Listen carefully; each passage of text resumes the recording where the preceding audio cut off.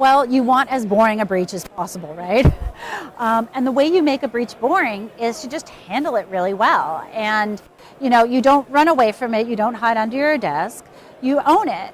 But then you also talk about what it is that you're doing to address the problem. And if you're, a business consumer type of business, doing to help your customers. And I think that really it's kind of a less is more approach. I mean, you want to give people the information that they need, but you also want to make sure that they understand that you are fixing the problem, you're addressing it, you're making sure that you can mitigate this kind of problem in the future.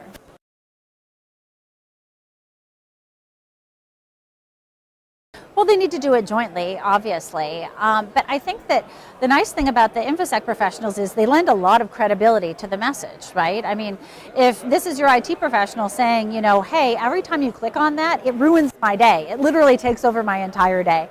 To think a little bit about, well, what's the impact on my colleagues if I'm not really focused on, the risks that I'm taking when I take a particular action on the network.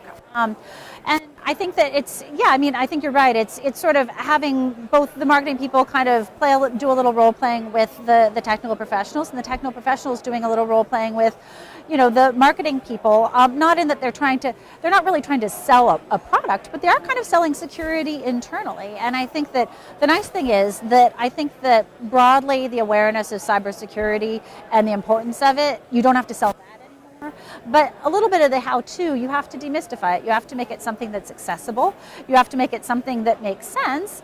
And you have to kind of meet the employees where they are. So that might mean a combination of, here are some tips for how you want to avoid getting duped into clicking on a phishing email.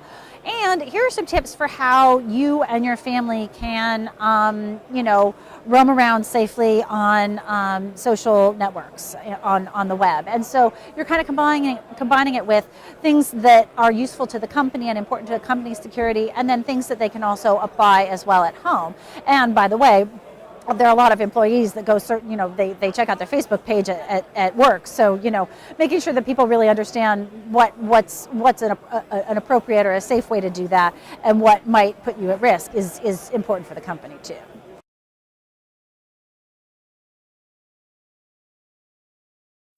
Well, I mean, a lot of it is making sure that people know what their roles are.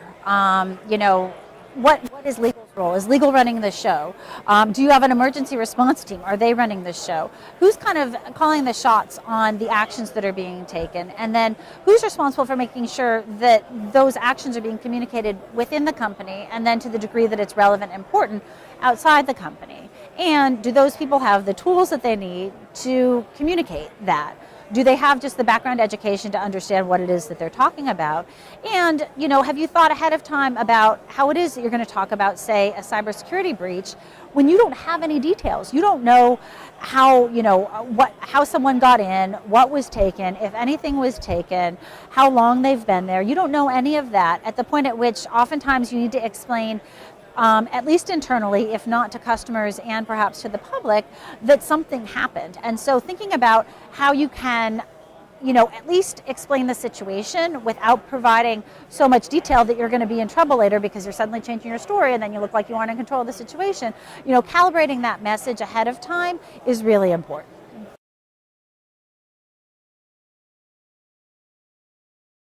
Well, the challenge I think that companies run into, and this is great for reporters, is that you have you start to create this whole narrative or this history that is the boilerplate, one or two paragraphs that's in every story. Well, they said this, but then they said that, and then they said that, and then they said that.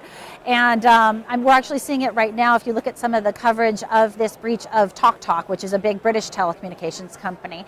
And, the fact that this is their third breach in the last year is now literally the boilerplate in almost every story about this company. Well, you don't want to be that company, right? You want to be the company that learned from their mistakes, took reasonable steps, and yet, every company is going to get breached, and there are lots of security vulnerabilities out there, but you took reasonable steps. You've improved your security posture over time, and you'll continue to do that, and you'll continue to kind of mitigate that risk. And that's the narrative that you want to be, sort of played over and over again. So it's kind of thinking about, well, what substantive actions do I need to take so that I can tell a good story when the time comes.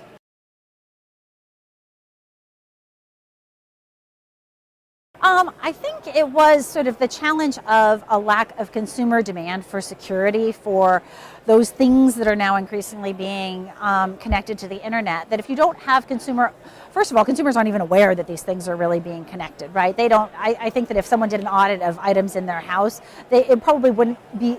If they just did it based on what they think, it's not going to be that accurate, right? People don't appreciate the different types of things that are actually connected.